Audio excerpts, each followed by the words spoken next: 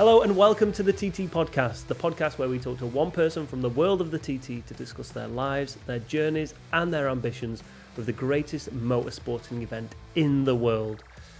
And for this run, don't forget, we're joined by my new co-host, Lee Johnston. Lee, you all right? I've got absolutely no idea what I'm doing. It's a good job you can ride a motorbike. What? And it's a good job I can talk properly because we've got a cracking guest coming up. I'm excited. Yeah? Who is it? Tell us. Can't because I forgot.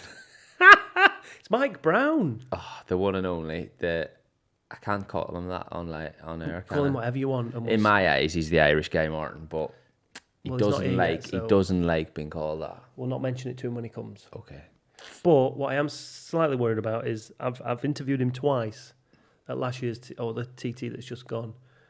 Both times I got one-word answers from him. Not today. Do you not think? No. Will you rub his shoulders and we've got ease him that, into it? I was about to say Irish connection, but I'm from Northern Ireland, so yeah, same, but different. Same island. And the heightest factor we can look either way about. Who's taller? Well, obviously me, but he doesn't like mentioning that either. Right, okay. I'm sure you'll mention it at some point though. Let's get him on.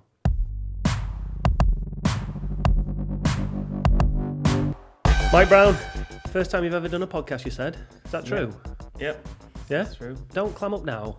We've literally spent the last, 20 minutes chatting away. I thought I'd seen you on, what's that one called, like Grassmen or the Farming Podcast? I'm sure I'd seen you on one of them. No, you definitely haven't seen me on one, but I'm definitely the most viewed viewers. I'm constantly watching it. What, there is such thing as a farmer's podcast? Yeah, there's loads. Have you never seen Grassmen? No. Grassmen. If you boys On are watching, YouTube. I'll put a badge on my leathers for Grassmen. What is it? Massive. Go- It's tell me basically about like, well, it started off as like, why are we talking about this?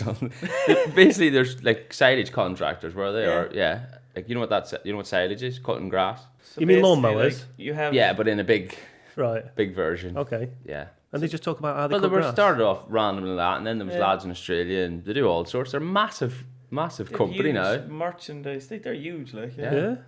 Obviously not as big as you, but Standard. Have you tapped them up for some sponsorship yet? Or? No. they're northern. They weren't. Yeah. I've probably got more chance of getting a few quid out of There you them. go. Yeah. Help a brother out. We don't like going across the border. You see, the money needs to stay in the north. All the wealth's down south. We don't want to be giving them any more money. Right, let's talk TT. Right. You've not done many of these, and clearly you've never listened to the podcast either, have you? No. The first But one, you to be honest. you haven't listened to I'm not Grassmen. listen, I'm not Yeah, listening yeah. to Grassman. It's fine. But we normally start with the same question. We always ask the same people. Lee, we asked you, I think. Can Yep. you remember your answer? I think I said that I don't really feel it because I'm watching the flag drop. Yeah. Yeah, which is But so it's kind of it's a question of that 10 minutes before the start of the race. Obviously, depending where you start, your race number will determine how soon you get off the line compared to everybody else. So you might have seen a few riders go through. You roll through, eventually you get to no man's land. Your mechanic kind of says on your way, and then you roll up to the start line. Guy grabs you on the shoulder. You're waiting for that tap. What's going through your head? How are you feeling up until that moment? Like you would be nervous, I suppose, but like then it's so busy there. Like everyone's talking to you. Then when you get your helmet on, you're just trying to make sure you've everything ready to go. Like I don't have any thought process really. It's just There must be something in there. it's cool, calm and collected there, really. Literally thinking about the next podcast. There's no point. I don't like. It's just right. We're away. Like there's kind of you're looking at temperature. I'm constantly watching temperatures before you go because you're always waiting. Yeah. And then you're just. So no nerves. There is definitely is nerves. Like there is nerves, but I just feel like I've so much to be thinking of. You don't. Yeah. You're not just sitting there saying, "Oh shit." You're constantly thinking of. Do you reckon you're more nervous about riding the bike or your foot not, the bike falling over in that 10 metres, before? Well, to be fair, for me and you both, it's literally 1 foot down, and if there was a little gust of wind or you were on the wrong side of the bike. Well, I've been watching you the last 10 years, like, so I'm kind of saying, like, if he can do it and he's about 4 inches shorter, I was like, I'll surely be able to. I literally get my mechanic nearly to get me to the start line. I'm like, don't you let go until we get there. No, I Clutch can yeah. literally put one tip to that, and then some of these like that. I've only ZXR, one butt cheek on, like, and I'm just here watching lads in front of me. Even the likes Yeah. of Craig Neven that was in front of me yesterday, like both feet, he just Yeah. walking along. I'm here with 1 foot trying to. Yeah. Yeah, that's a, So you don't yeah. see this. You don't realize Struggles. the struggle us men have. I feel for you guys. I really do. But then once the clutch goes, are you still? Is that process still right? What's coming up next, or do you feel a sense of relief that you're off now and you can get it underway and you're doing the job that you were there for? No, I don't know. I don't really know what it is. Like, I don't even remember like what kind of feelings or what way it's what I'm meant to be doing. I suppose you're just concentrating. So you don't think about it else when you're, I don't know, concentrating. In the what's part zone it. of Yeah. what's actually happening. Yeah. Yeah. So obviously you know the course. You've learnt the course. How After this did you year, I go? How did you go about learning the course? Obviously I done the Manx first. Mm-hmm. So you to do your newcomers laps and stuff, and after that, like there was nothing against anyone that had done it for years. Like I was like, I'll do it my own way. Like I used to just come over and hire a car and just do like laps by myself. Come over for like 2 days, sleep in the car. So then the minute it got bright, Brilliant. I could go and do laps before people. Yeah, went to but he work. can lay out full stretch in the front seat. He just doesn't need to worry. He's in a Fiat 500. And he's led out in the front of it. I love it how you're talking like you're a 6 It's not often I giant. get. It's not often I This get. is just going to be a piss day for the whole thing. Like, Well, yeah, it's not often he gets to do that. no. So just learning the track Same on as your anyone own. else, yeah. Did you have the help of kind of any mentors? No, With never like Milky or anyone like that? No, never done a lap with Milky, never done a lap with anyone, so it's kind of a bit different that way. Like, Mm. but when I went this year, when I got so many laps in, like which I'd never got before because of kind of got a raw deal with Manx with bad weather, TT with bad weather. I've been here twice and I'd only like 18 laps done, Yeah, that's and then this year like I got a lot of laps in, and then I found like big problems. And then I was kind of saying, will I go and ask someone for the little bits? And I kind of never got around to it, but maybe I should have had. It was kind of, you Well, get so far, like you get so far as to get fast, and then like when you get kind of fast-ish, like more problems come up, like, and So what problems were you facing? yeah, just like the road gets different. You're in different parts of it, like kind of. Turns become a little bit you tighter. could and- maybe ask Chris. Chris might be fit to help you. To be fair, I probably know more names of corners than you do. Yeah, but knowing the name doesn't get you round it Oh, fast. it does. Yeah. Yeah, you tell him what corner you'd like to do Go on, a I'll line tell- on, and see if Go on, Chris can. Go on, where are we having problems, son? Come on, tell me. Oh Jesus, that's like asking me about the lap before, and I don't remember a thing. It's like, You just like coming to the pits knowing that you've had a few issues. You're Yeah. like, I can't remember But where it was. now." what he's saying is through. It's even like the setup of the bike. So it's harder at the start because if you were going out and going 2 mile an hour at a time. So say you come and you were doing 120 mile an hour, then the next day you're doing 122. That's like 30-40 seconds more. Yeah, so everything changes. Yeah. Like. So you imagine, then the next night you're doing 24, then you're doing 26. So the bike you started on is miles out of Yeah. what you were wanting to do. Plus, you're getting to different points at different speeds. So then your braking markers all change. Your gear changes because you're maybe running through a corner in fourth now that you were going back Yeah. to third. And that's for nearly 40 miles. You know, on a short circuit, that's a lot of Yeah. things. So you imagine, whereas like when someone like Michael comes or whoever that's been coming for years and years, he knows what he needs for every part. So Yeah. then it's just once he gets the bike ready, that's all you're getting ready. You know, Yeah. whereas Everything's you done. know, that's the So difference. when you're building up to speed, so you go from 122, 124, are you setting the bike up in hopes that you can get to 124 for how the bike will feel, or do you set it up for 122 and go, right, I can push on a little bit more, but then it causes those issues like you say, and then you have to make a few more tweaks Yeah, to get that's the bike more it, comfortable like- at that point. You have the bike, think you have the bike right, then you go faster and the bike's not right. Yeah. Like that's kind of the way it works. Then you have to do it. I wouldn't be that fussy with the bike either, to be honest. I wouldn't be changing the whole point. Like this, just keep riding. Like all them little things isn't going to make me faster at the moment. Like I just still need to get faster myself. If that There's more in kinda- you than there is in the bike. Exactly. Yeah. Yeah. Like, I'm not riding the bike to its potential. Like I've still half the road left around every corner. Like I'm not going as hard as I can. Well, like. that's the other thing. When we look at your TT career, not much of it, is there, to be fair? And I say that respectfully, as Yeah. in you started road racing, or as you called it earlier, what was it, tar racing? Car racing. Tar racing. You didn't start till, what, 25, 26? It was probably about No, it was 24, 25. Started doing just track days and stuff, and then done a few short circuits. And what actually I done that got me into road racing, like I never came to TT. I didn't even know what road racing was really. To be fair, like none of my family are into racing, or sure they wouldn't have ever been on TV, or never would have went to anything like. So I didn't even know where. You do have a was. television though. We do, yeah. Yeah. two channels, RT1 and 2. No, but then we'd say back home down in Cork they do like hill climbs, like, which is actually rare enough for bikes, like. So it doesn't happen anywhere else in the country, or even over in England. There's like more of a foreign thing you see, like in random foreign countries. Off-road off-road, but there's massive big. there is hill climbs, tarmac. There's actually one beside my house, a hill climb. Yeah, and Scarborough does a hill climb and stuff now as well. But for some reason, I must have known someone through motocross that was doing it, and I went down with my track bike, like, to do it, like, and I'd done it, and I was like, that's cool, like. And then there was lads there that do road race, and they're like, come and do a road race. I was like, YouTube road races. I was like, fuck, class. Really? Yeah. It's the most you think of everyone else that's on here. It's got, oh yeah, my dad took me here at 4 and this was at 6 and even like Craig and Eve and stuff, their dad raced. Yeah, it was always in the blood. Like the first road race I ever done was the year that Tanjigee was before Cookstown. That never happened before.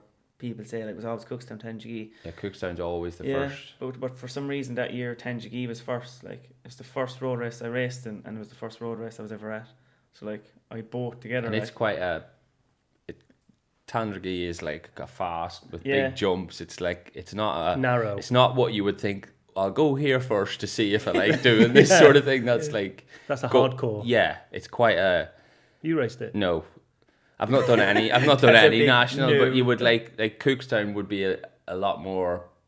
Well, not tamer, a lot more. It'd be a lot tamer than.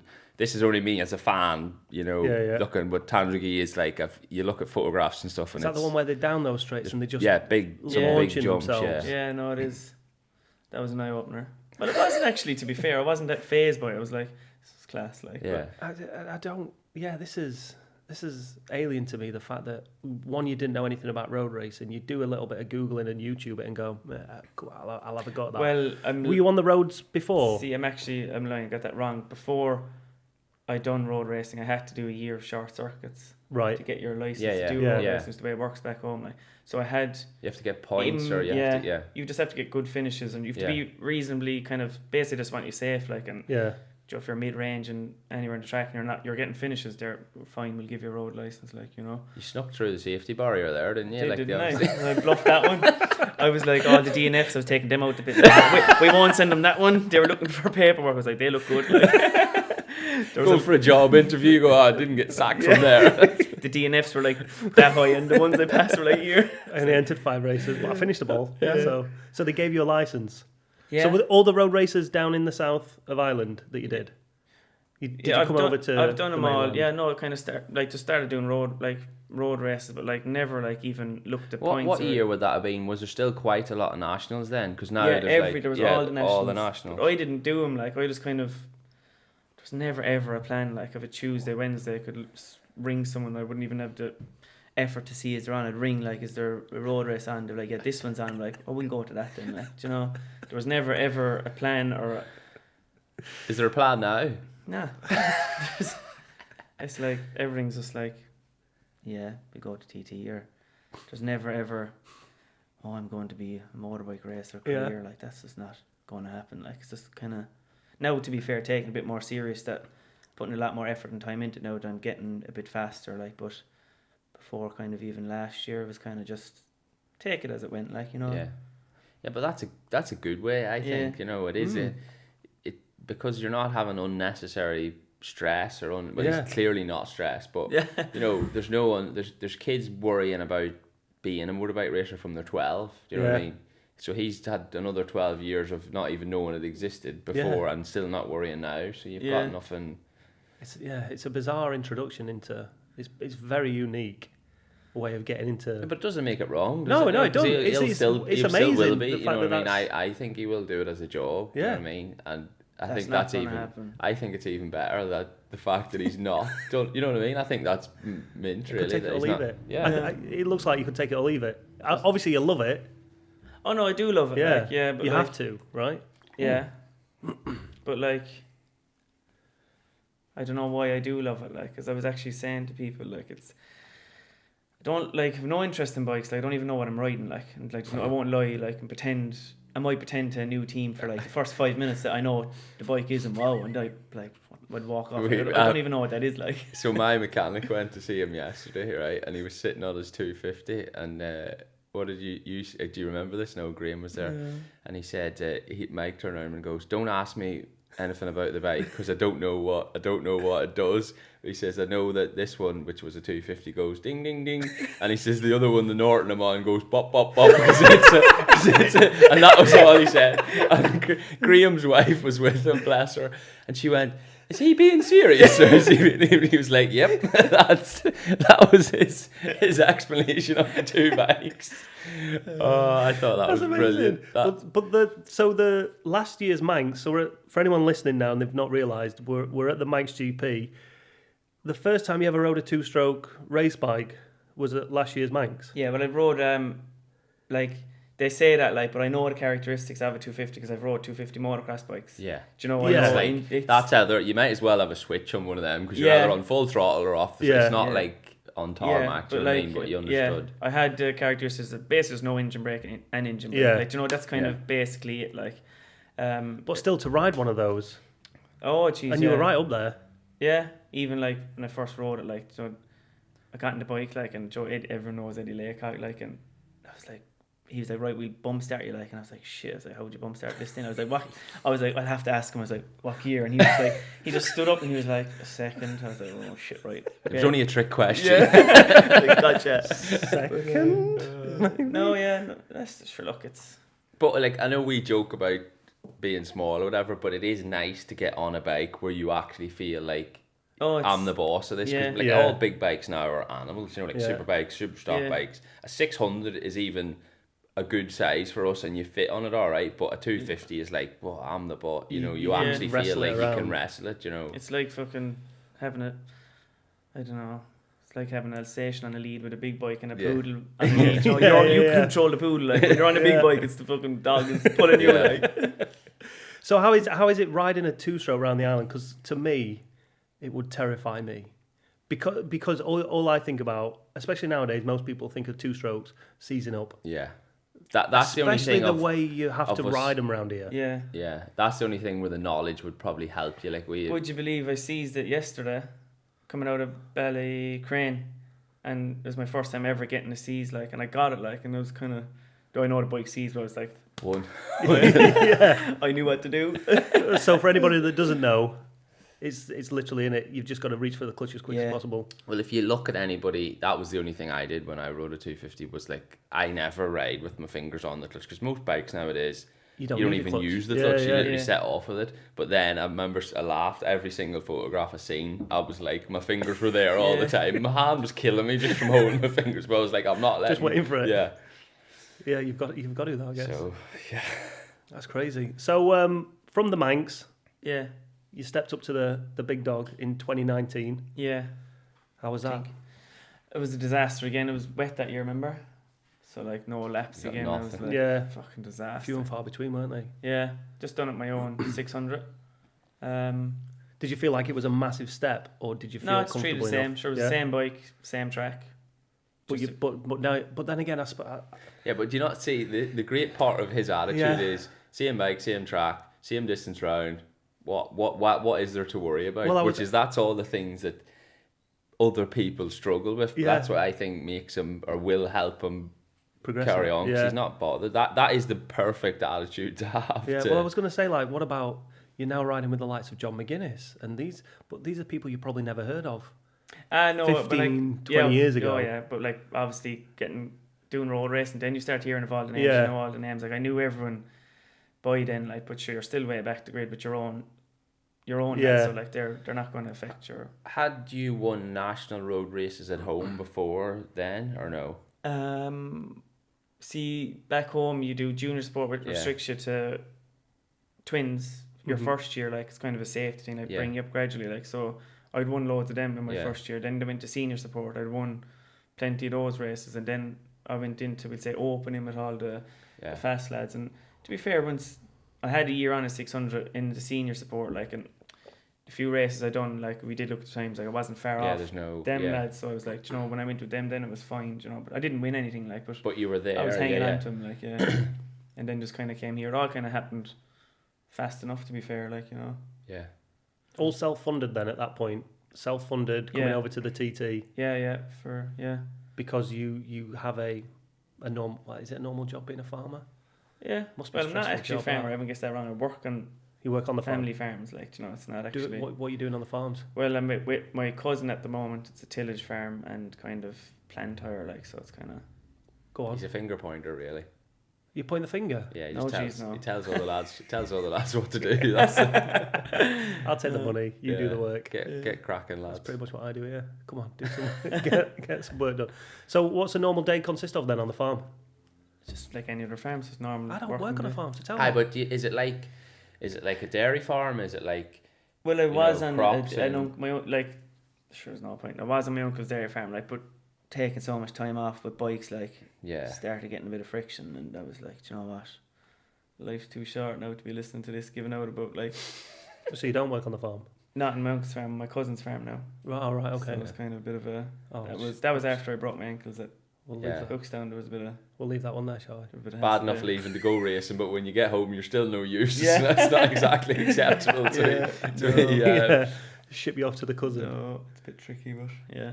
But that's how you funded the racing up to. Yeah. And how does it work now with Burrows? In what way? In terms of do you bring money to the T? Like, how does it work? Because they're well established at the TT, But it's still a private team. but is still what a you private mean. team. Yeah. Yeah. Well, So like do the they bikes- fund all that for you, and you literally they turn up and obviously supply the bikes. ride the like, bike? just- No way I'd be paying that much money for a bike to go up and wreck, like, you know, that just wouldn't be happening. Like, but they supply the bikes and just ride them. That's it. Yeah. As easy as that. Easy. Easy, yeah. Well, there's a lot more to it than that, like, but But clearly you'd done enough in your first year for Burrows to come over to you and say, come and ride our bikes. yeah, I must have had, yeah. I got an 18th and a 20th, like, didn't blow anyone away, like, but I think John was cute enough, like, he went back and looked at the amount of laps I'd done at Manx and TT, like, to be fair, he'd done his homework, like, and said, fuck, he's nothing done yet, like, and probably saw me back home because I would have been at a few races they were at, and kind of just said, like, you know, he just rang and just showed his interest. Yeah. And obviously I knew John. I said, yeah, look, obviously, like, I'm here with an Iveco van, sleeping inside with a leaking roof and a piss rain for the whole TT. Like, my bed was wet every night. Like, no, I didn't wet it, like, the rain did. But I was like, this is just some suffering. And fair play to Hayden was with me, my main mechanic. Like, he just slept below me. Like, we were just laughing, like, this is just beyond suffering. Like, you know, but when he rang, sure, obviously you're going to say, look, It's make, if makes it a it's lot there, easier for you. I'll ride him, like, so, and that's kind of. So if he did not come to you with that deal, would you have come back the following year and done exactly the same again? I don't know. I probably would have, to be fair. But like now, riding for a team, like if I didn't have a ride with a team or didn't have a group of people to run the bikes, I'd be gone because I hate spanners. There's no way. It's like But getting. you get spoiled, like, don't you? But once you have the understanding of it, you know, you have an understanding of what it takes. Whereas, like, the younger Mike Browne didn't know that everyone else had that or didn't know what it was like. So if you don't know, you know you're not missing out. But then when you do have it, then you went to go and compete and think, oh, I can't do all that because I'm not going to have that, and that. And that's what I need to be fit to do it. So in a sense, he's got a little bit posh now. Yeah, Clearly. like, spoiled. Like, you know, I just couldn't. There's no way I could face into getting bikes ready, like, you know, or it's Jesus, or even there's his a lot to it, his like. organisational skills wouldn't Wouldn't be let great, him. no. Yeah, he'd turn up and there'd be no bikes in the van, and the van wouldn't be there. No, they'd Not be in it, booked but his they wouldn't have been out of Yeah. the race before, like. So how is it riding for Burrows? Because a lot of people have come and gone through there. I think, did Davey? Yeah, Davey Davey rode rode for Burrows. Yeah, like, I feel like Joe Burrows, like, in a way, he doesn't get the recognition. Like, they all kind of feel like up until now they've kind of seen Joe as a stepping stone. Like, but his bikes are as good as the best, like, as good as any bikes on the grid now. Like, you know, the bikes are there. Like, the team is there. Like, there's no reason why that team can't be there. Like, they can do as good as anyone. Like, all the infrastructure is there. Everything is there. Like, there's no like, he wants it as much, if not more, than any other team owner. Like, you know, it's everything is there to do it, just to try and do it. So then obviously we had the COVID years when nothing happened. Yeah. And then the first TT back, 2022, Yeah. you decide to break your ankles prior to it. Yeah, that was not the plan. Was it Cookstown? Cookstown, yeah. Yeah. So tell us what happened there. Actually, Paul broke my legs. Well, I know that. Do you know something, right? I don't know if he remembers this, right? But we were in the physio, and Sweeney was there. Paul, I don't know how, but I was in with like 3 of the worst people possible to be in it. And the woman said to him, she goes, "What happened here? What's happened?" And he says, "Oh, he knocked me off and he run me over." And it was the 2 people that were sitting. And I swear, I thought that she thought it was a joke, but he was actually telling what, because that's what happened in it. One knocked you off and the other one pretty much run you over. And I just thought, oh my days, like no one else would literally, and it was as if it was like completely normal. That's what he just said. But I can remember seeing you then like limping about, and until you ride from Ginger Hall to Ramsey or whatever, and that is so hard for, like, joking about, like a smaller person anyway, you know, to wrestle that thing, and to see him like limping up there, getting on it, I was like, he's either really brave or really stupid. One or the other. We'll go with the latter. No, it was like, even when that, obviously, first road race of the year, like, kind of heading to the TT with Burrows after COVID, like, first time going with a team, then this happened. And, like, I thought I was out, like, obviously I was out for the Northwest, and then I was like, probably won't make TT, like, and I done everything I could, like, I went to Ipswich, done the laser treatment, and done the hyperbaric chambers, tried everything, because, like, I had said it to anyone that asked, like, if I don't make it to this TT after 2 COVID years, I just couldn't be bothered anymore. Like, that'll just be it. Like, that was it. So that's 3 years of my life wasted trying to get here. I said, if I don't get here this time, I'm out. Like, so I just made the effort to get there as much as I could. Like, and to be fair to John, Burrows, like, it was down to the last day before, like, he tried to pre-arrange lads to ride the bikes, because, like, I still couldn't give him an answer. Like, and we set a date like 2-3 days beforehand. Joey said, we'll call it then. That's late. It's late, like, and then I just rang him and I said, John, I think I can do it, like, and even Alan and my girlfriend was there, like, no, you can't, like, I was like, I think I can do it, like, he said, well, if you say you can do it, like, I'll go with you, like, I was like, right, fine, and they'd taken my caravan home from Cookstown back to his yard, and then I had to go to his place to get my caravan before I got in the boat, like, and I remember pulling up in the Jeep, like, to get out to get the caravan on, I was holding on to the side of the Jeep, he was like, oh, for fuck's sake, this fella can't even walk. But what did it feel like the first lap round? Did you suddenly go, I've made a bad call, or did you think it's not? Was it on the smoother stuff? Was it not as bad maybe? Because I limp now, but when I can ride my bicycle, or it was very, like, it was sore, like bottom of the bomb hole. Yeah. There, like, big compressions. Yeah, but, like, to be fair, like, the few times it did hurt, like, then I learned, like, I had to ride, like, totally different. No, like, I was riding on my ass, like, and you know that's not the way to ride around here, standing up half the time, and it was just like, I was really frustrated riding around because I couldn't do what I wanted to do. Like, I knew I could go faster, but I couldn't, because just my body wouldn't let me, like, you know, the way I was sitting on the bike, I couldn't get off, and I couldn't do anything, like, but I had a different mindset anyway. I said, look, I'm here, do the laps, get the laps in, come back next year, and you'll be ready to go, like, and that's kind of the way we all had the mindset, like, you know, the second night, like, I remember going back to the caravan, like, and I was inside, like, more or less crying inside in the bed. I was like, too much pain, I can't do it, like, and I said, John asked me, like, do you think you can go on? He was like, if it's safe, do you think you can't? We won't, like, and I was like, I don't think I can, like, and we both went away that night, like, you know, we're finished, like, but then I got up in the morning and done the ice buckets and everything, and I said, Joe, I don't feel too bad, like, we can go again. And that's just kind of the way the week progressed. Like, every night I got off the bike, it was very sore, but then the next morning it would ease a bit, and we just kind of worked with that. And look, we did get laps in. Like, I'm glad I done it after. Like, you know, I didn't really. You did. You went fast, mate. Like, the thing people don't understand is, like, probably for 60% of the lap you're using your legs, or you have to use your legs because you're forcing the pegs, making the thing turn, standing up for bumps. Like, there's a lot of it to do that, and then when you're not doing that, so your shoulders are getting battered, your arms are getting battered, your triceps so then them bits were probably 10-20 times worse than what they would have been if his legs were okay. So basically the top and bottom of him was just screwed. He was destroyed. That's the thing, people think, oh, he's just got sore ankles. Well, he's not, because his shoulders are in bits now because he's had to. And a little bit, like, you know, obviously when you didn't walk for a couple of weeks, as you had, all your muscles go, like. Yeah. So the little bit of walking I was doing was building my muscles. So my quads. My quads and, were just killing me. Like, it was like doing a gym session every day. Like, you know, massage guns morning, noon, and night, trying to release them. Like, because I had no muscle. Both my legs were like that, you know, from being in casts. Like, but we spoke to many people here, and everyone's raced with an injury. But I think that's the limit, right? Yeah, well, it is. Like once you obviously I passed my medicals, like they had the strength in them to pass them, like. But you know, it was still. You had to jump off a step about this height because it's all relative. But yeah, people. There's not. You have an understanding as a rider, but I remember seeing him and I was genuinely impressed. Like it's funny because he's so laid back, and you think, well, he's easy going. He'll just go, oh, I'm not bothered. But it's complete opposite thing. You know, being like real gritty and determined. And being relaxed are like two different parts of the brain. Do you know what I mean? Because if you'd have seen him, you'd have went, "Oh, he'll not bother. He'll just quit." Yeah. But he's the opposite. Do you know what I mean? But I guess the problem is that if you're not riding that bike, someone else will ride it, and then that potentially might be that chance gone.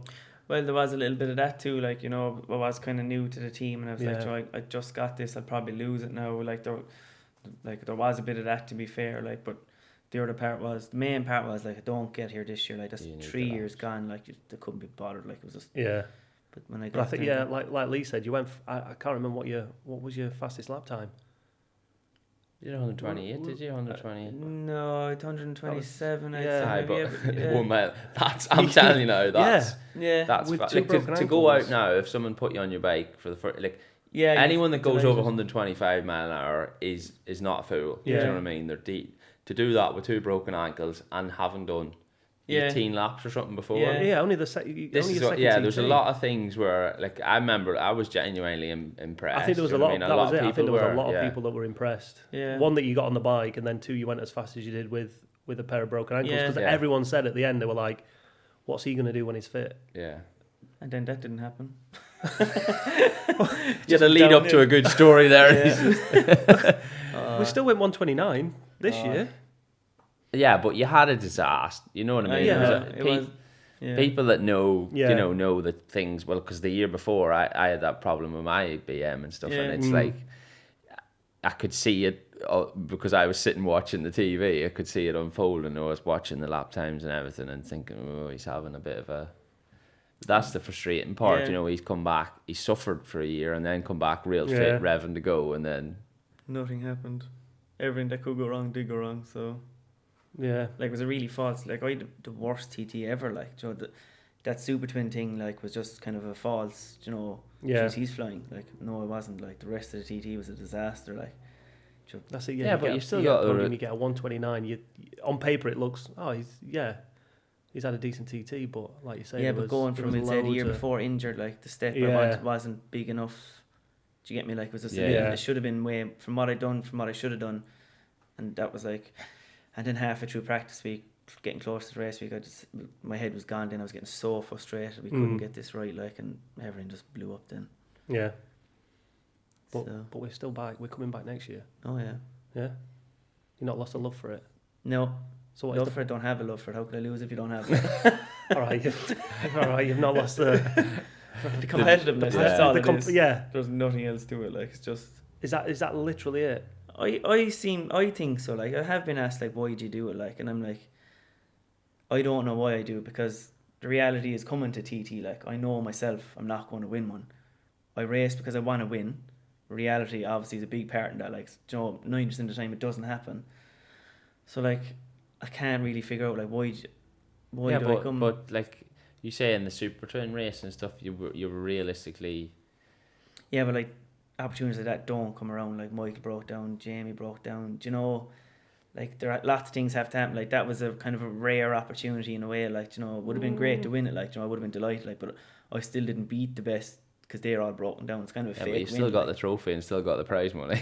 Well, yeah, the prize money. That's different. He's changed his mind. Oh yeah, that's all right. Yeah. So I don't care how I get a Who was there? You'd be able to check. But that's a logical. I think like that as well. It's a logical mindset which is a good thing as well, because you're not blowing smoke in your own head. You're realistic and you're determined. Do you know what I mean? Okay, Mike, we're going to pause the conversation right there. There's still plenty to discuss and plenty coming up with Mike Browne. In fact, check out this clip here. I said, like, lads, 130 needs to happen fast, because I want to get the changes that 130 will bring. Like, you know, they're like relaxing to it. I was like, no, I said we need to get there now, because we'll run out of time at the end of the week, and we need to get the problems at 130 then. So there's no point in relaxing and getting up to it, and then come Friday and be like, have more problems. I say, I need that now, like, and then we'll see what happens there. And it never happened. And like, every time I came in, I was like, what lap time is that? Like, you know, they're like, will you relax with the lap times? Like, but like, The first place to catch that is right here on TT Plus next Friday. Until then, see you soon.